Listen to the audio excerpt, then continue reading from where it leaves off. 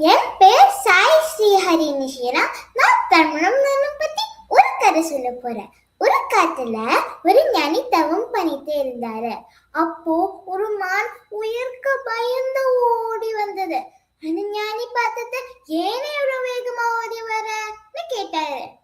அந்த மான் சொல்லிச்சு, ஒரு சிங்கம் என்ன துரித்திட்டு வருது. இந்த சிங்கத்துக்கு பயந்தே நான் வாழணும். இந்த ஞானிக்கு ரொம்ப பாவமா இருந்தது.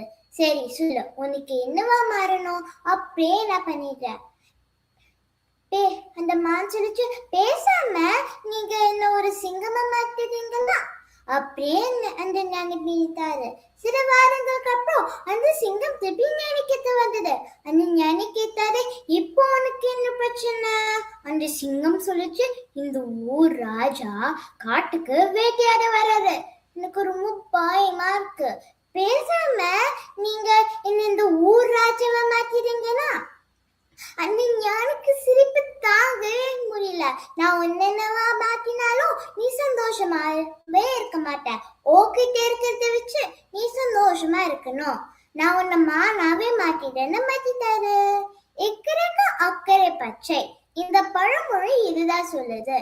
நானும் மற்றவங்களை பார்த்து இது வேணும் அது வேணும்னு என் அம்மா அப்பா கிட்ட கேட்க மாட்டேன். கிட்ட இருக்கிறத வச்சு நான் சந்தோஷமா இருப்பேன். இது தமிழ் மொழி எனக்கு சொல்லி கொடுத்த ஒரு பாடம். நீங்க தமிழ் மொழியில என்ன கத்துன இருக்கீங்க? யோசிங்க. நன்றி, வணக்கம்.